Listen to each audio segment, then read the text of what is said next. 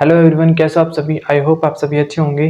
तो आज हम बात करेंगे एक फेमस पोएम के बारे में जिसका नाम है द अरुंडल टूम। यहाँ पर टूम का अर्थ है कब्र, यानी कि अरुंडल की कब्र, जो लिखी गई है फिलिप्स लार्किन के द्वारा। फ्रेंड्स, इस पोएम में दो स्टैचूज के बारे में बात की गई है। ये दोनों स्टैचूज राजा और रानी के हैं, जिन्हें पोएम में अर्ल और काउंटेंस के नाम से बताया गया है। फ्रेंड्स, यहाँ पोइट इन स्टैचूज को देख रहा है कि दोनों स्टैचूज ने कैसे एक दूसरे के हाथों को पकड़ा हुआ है।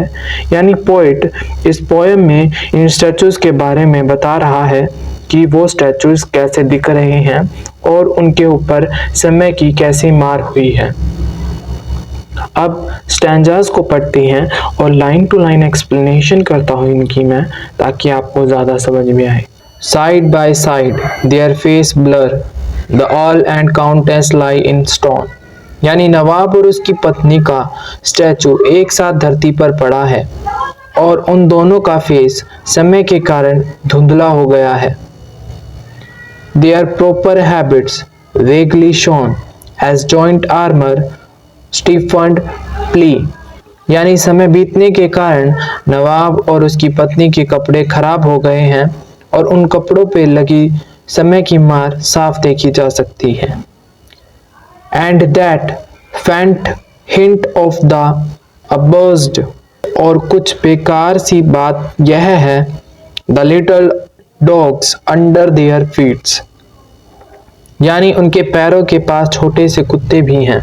सच प्लेनेस ऑफ द प्रीब्रोक्यू, यानी ये जो स्टैचूज बनाए गए हैं वो बेरोकशाली में बनाए गए हैं, इसलिए ये स्टैचूज दिखने में नॉर्मल हैं। इनमें कुछ ज्यादा आकर्षक चीजें नहीं डाली गई। हार्डली इवॉल्व द आइज, और इसलिए इन स्टैचूज की आंखों को ज्यादा आकर्षक नहीं बनाया गया क्योंकि ये बेरोकशाली में बनाई गई हैं। Unit it meets his left hand gently, लेकिन हम ध्यान से देखें तो हम देखेंगे कि नवाब के बाएं हाथ का लोहे का दस्ताना still closed empty in the other, उसने दाएं हाथ में पकड़ा हुआ है। And one see with a sharp tiny shock his hand withdraw holding her hand, और देखने वाले को देखकर ये हल्का सा धक्का लगेगा कि नवाब के दूसरे हाथ में रानी का हाथ है।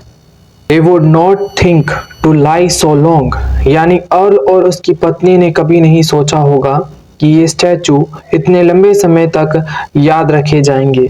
Such faithfulness in affection was just a delete friend would see, मगर शायद उनकी मुद्रा में यह घनिष्ठता किसी मित्रता की कल्पना थी। A scripture sweet commissioned grace throw off in helping to prolong the Latin name around the base, और उन्होंने मूर्तिकार से कहकर इसे बनवाया, यानी कि जो राजा थे, जो रानी थे, उन्होंने उस मूर्तिकार से कहा कि हमारी ये जो मूर्ति बनी है इनके नीचे आप लैटिन भाषा में मेरा नाम और मेरी पत्नी का नाम लिखा जाए। They would not guess how early in their suspended stationary vigage, यानी उन्होंने कभी जस्ट इमेजिन भी नहीं करा था कि इतने लाखों सालों के बाद उनकी जो स्टैचूज हैं उनको लोग विजिट करने आएंगे, देखने आएंगे। उन्होंने ये कभी भी इमेजिन नहीं करा था, और वो इतने सालों से लेटी हुई हैं जो मूर्तियां हैं। The air would change to soundless damage, कि हवा चुपचाप इन मूर्तियों को खत्म कर रही है।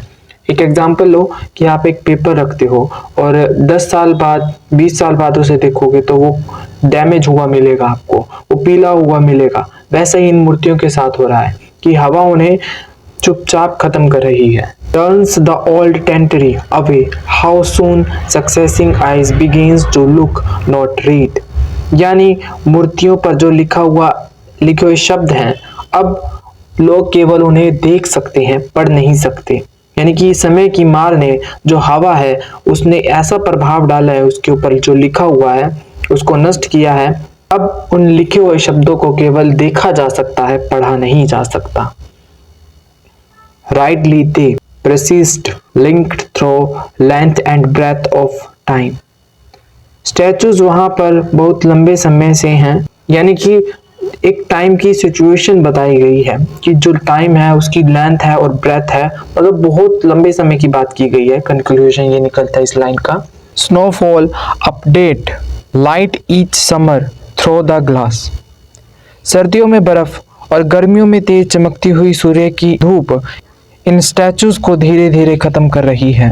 A bright letter of bird calls sweet the same bone waiting ground and up the.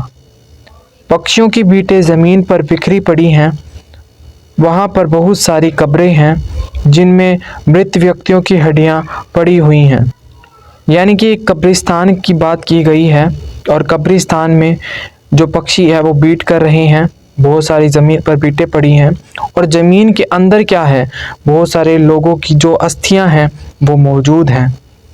Pass the endless attired people come work and their identity. इन स्टैचूज़ को देखने के लिए बहुत सारे लोग इस कब्रिस्तान में आ चुके हैं।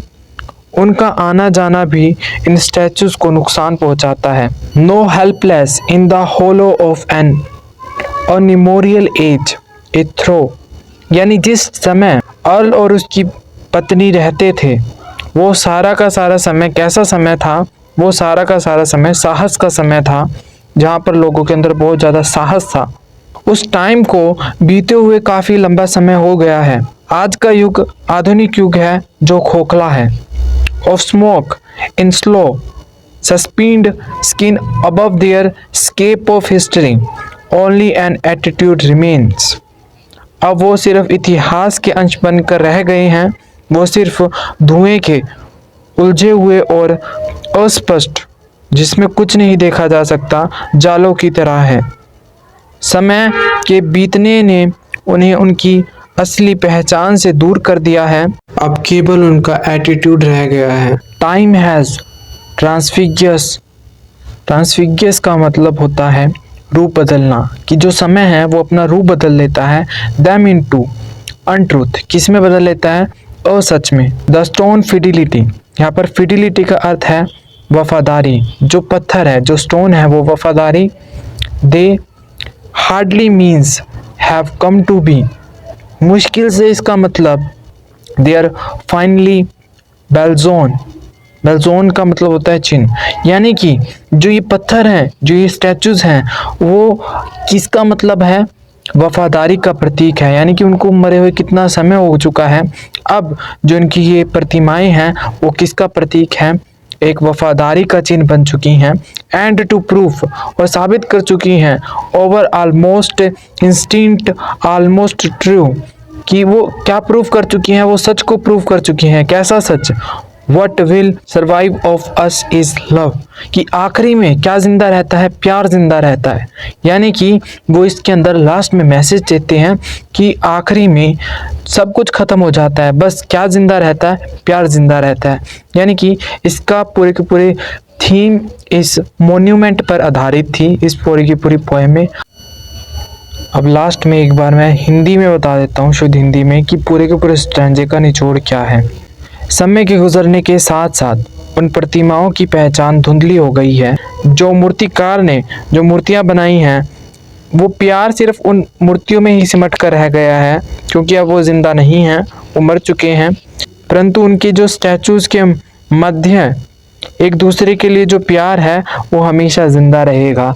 यानी कि जो उस मूर्तिकार ने उनके प्यार को, जो अर्ल ने, राजा ने रानी का हाथ अपने हाथ में रखा हुआ है, जो वो रोमांटिक सीन है वो हमेशा के लिए उधर कैप्चर हो चुका है, बंद हो चुका है।